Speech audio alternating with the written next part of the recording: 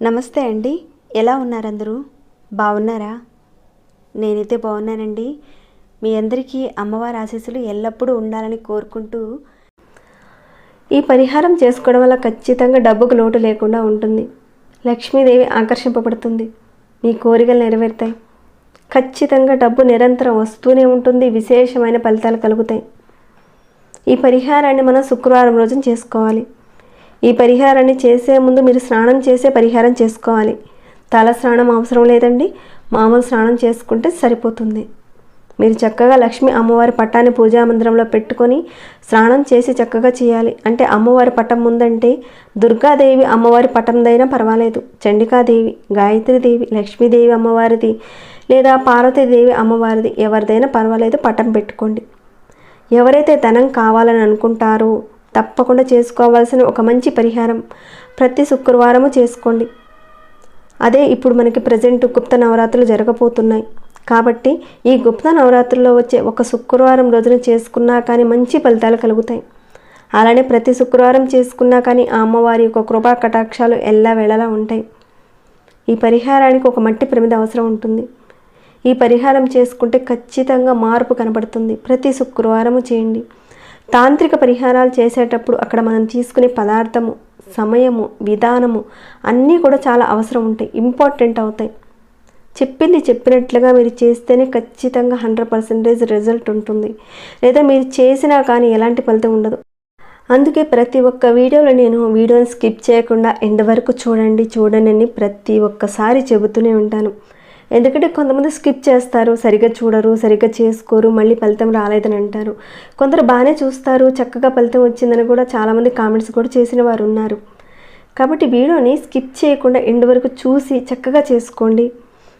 ఇక అలానే ఈ వీడియోకి ఒక చిన్న లైక్ చేయడం మాత్రం మర్చిపోకండి. సబ్స్క్రైబ్ కాని వారు, కొత్త వారు ఎవరైనా వచ్చి చూస్తుంటే మన ఛానల్లో అనేక రకాలైన సమస్యలకు తగ్గ పూజలు, పరిహారాలు ఉన్నాయి. మీరు ఒకసారి ఛానల్లోకి వెళ్ళి చూసి మీ సమస్యకు తగ్గ ఏదైనా పూజను కానీ పరిహారాన్ని కానీ ఎంచుకునే ప్రయత్నం చేయండి. అలానే మన ఛానల్కి సబ్స్క్రైబ్ కండి, బెల్ బటన్ ప్రెస్ చేయండి, అలానే నోటిఫికేషన్ తప్పకుండా యాక్టివేట్లో పెట్టుకోండి.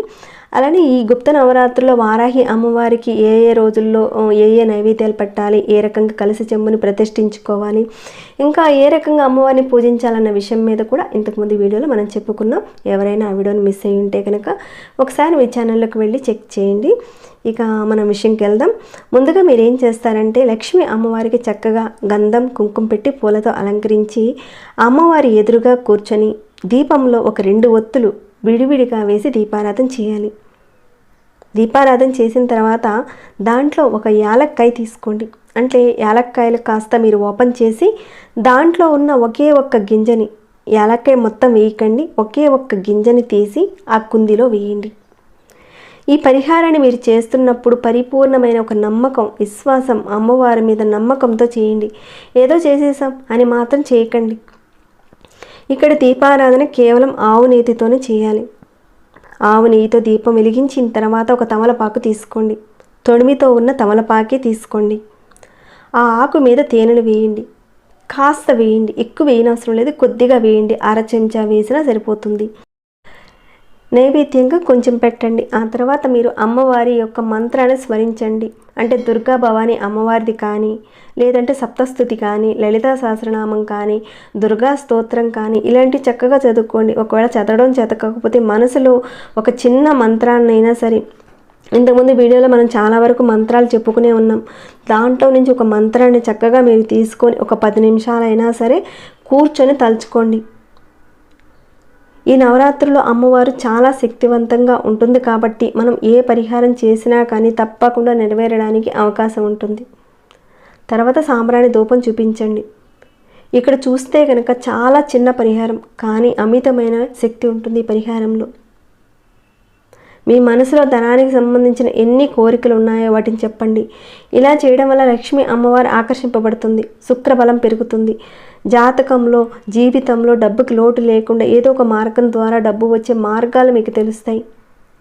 జీవితంలో ఐశ్వర్యానికి సంబంధించి డబ్బు, కారు ఏమైనా సరే, ఐశ్వర్యానికి సంబంధించిన ఏ కోరికైనా సరే మీరు మనస్ఫూర్తిగా కోరుకోండి. ఇక నియమ నిబంధనలు అంటూ ఏమీ లేవు. మీరు చక్కగా దీపం చూపించి నమస్కారం చేసుకొని 2 నిమిషాలు ఆగిన తర్వాత తమలపాకులో ఉన్న తేనెను మీ కుటుంబ సభ్యులు ఎవరైతే ఉన్నారో వారందరికీ కూడా నైవేద్యంగా పెట్టండి, కొద్దిగా. అలానే మీరు కూడా తీసుకోండి. ఈ పరిహారాన్ని ఎప్పుడు చేయాలి అంటే కనుక ఉదయం 6 గంటల నుంచి మధ్యాహ్నం 12 లోపనే చేయాలి. శుక్రవారం రోజున ఒక తమలపాకుని చక్కగా పెట్టి దాంట్లో తేనెను వేసి అమ్మవారికి ప్రసాదంగా పెట్టి మీరు తీసుకోండి. ఇక ఆ తమలపాకుని ప్రసాదంగా మీరు తీసుకోవచ్చు, ఇబ్బంది ఏమి లేదు. చేసేటప్పుడు మాత్రం పరిపూర్ణమైన ఒక నమ్మకంతో చేయండి, మీ కోరికలకు మార్గాలు తెలుస్తాయి. తప్పకుండా ఇప్పుడు చెప్పుకునే విధంగా దీపారాధన చేయండి, పదార్థాన్ని నివేదించండి. జీవితాంతం డబ్బుకు లోటు లేకుండా ఉంటుంది. ప్రతి శుక్రవారం చేసుకుంటూ ఉండండి. ఇన్ని శుక్రవారాలనేం లేదండి. ఇంకా చూస్తే కనుక ఈ పరిహారం పెద్దగా ఖర్చు లేనిది. కాస్త నేతితో దీపారాధన చేయడం, తమలపాకు మీద కాస్త తేనెను అమ్మవారికి సమర్పించడం, అంతే కదండి. ప్రతి శుక్రవారం చేస్తూ ఉండండి. లక్ష్మీదేవి ఆకర్షింపబడుతుంది. మీ జాతకంలో శుక్రగ్రహం బలపడుతుంది. భార్యాభర్తల మధ్య అన్యోన్యత పెరుగుతుంది. మీరు కోరుకున్న జీవితం లభిస్తుంది. మీరు ఐశ్వర్యవంతులవుతారు. సుఖ సంతోషాలు కలుగుతాయి. ప్రతి ఒక్క కోరిక నెరవేరడానికి అవకాశాలు ఉంటాయి. చిన్న పరిహారమైనా సరే అమితమైన శక్తి ఉంటుంది ఈ పరిహారంలో.